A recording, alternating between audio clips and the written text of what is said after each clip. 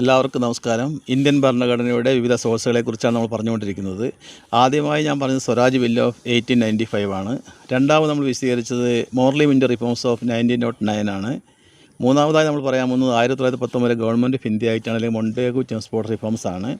ഈ Montagu Chelmsford reforms വരുന്നത് 1919 Indian ഭരണഘടനയെ വളരെ ഡയറക്റ്റായി സ്വാധീനിച്ച ഒരുപാട് വ്യവസ്ഥകൾ അതിലുണ്ടായിരുന്നു. അതെന്തൊക്കെയാണെന്ന് നമുക്ക് പിന്നീട് പരിശോധിക്കാം.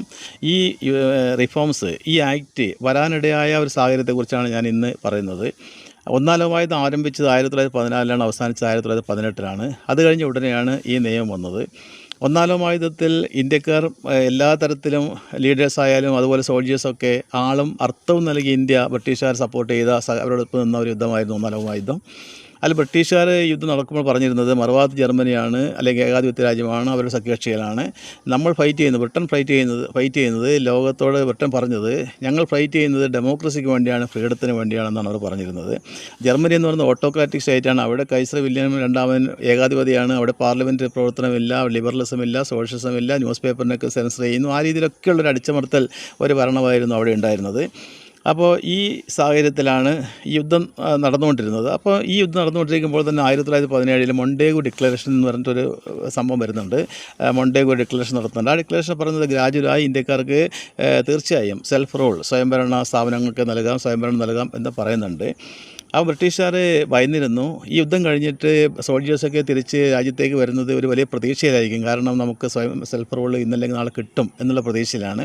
അതുപോലെ യുദ്ധം കഴിയുമ്പോഴേക്കും പ്രൈസ് വിലയൊക്കെ വളരെയേറെ വർദ്ധിക്കുകയും എക്കണോമിക് ക്രൈസിസ് രാജ്യത്ത് ഉണ്ടാവുകയും ചെയ്തിരുന്നു. അതുപോലെ 1917 റഷ്യൻ വിപ്ലവത്തെ തുടർന്ന് ലോകത്ത് മൊത്തത്തിൽ ആൻറ്റി ഇമ്പീരിയലിസ്റ്റ് മൂവ്മെൻറ്റ് ശക്തി പ്രാപിക്കാൻ തുടങ്ങിയിരുന്നു. ഇങ്ങനെയുള്ള ഇതൊക്കെ ഇന്ത്യയിൽ ഉണ്ടാകുമെന്ന് ബ്രിട്ടീഷുകാർ ഭയപ്പെട്ടിരുന്നു.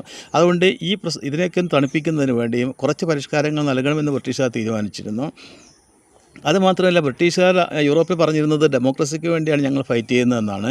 എന്നാൽ ഏഷ്യയിൽ ഇന്ത്യ എത്തുമ്പോൾ അവർ ഭാവം മാറുന്നു. ഇവിടെ അവരൊരു ഓട്ടോക്രസി കൊണ്ടുവരുന്നു. അപ്പോൾ ചോദ്യം ബ്രിട്ടീഷുകാർക്ക് നേരെ ഉയരുന്നൊരു ചോദ്യമാണ്, നിങ്ങൾ എന്തുകൊണ്ട് യൂറോപ്പിൽ ഡെമോക്രസിയെക്കുറിച്ച് പറയുന്നു? നിങ്ങൾ എന്തുകൊണ്ട് ഇന്ത്യയിൽ അവർക്ക് ഫ്രീഡം കൊടുക്കുന്നില്ല, ഡെമോക്രസി കൊടുക്കുന്നില്ല? എന്തുകൊണ്ടാണ് ഇവിടെ നിങ്ങളൊരു അടിച്ചമർത്തൽ നയം എന്നൊരു ചോദ്യം ബ്രിട്ടീഷുകാർ നേരിട്ടിരുന്നു.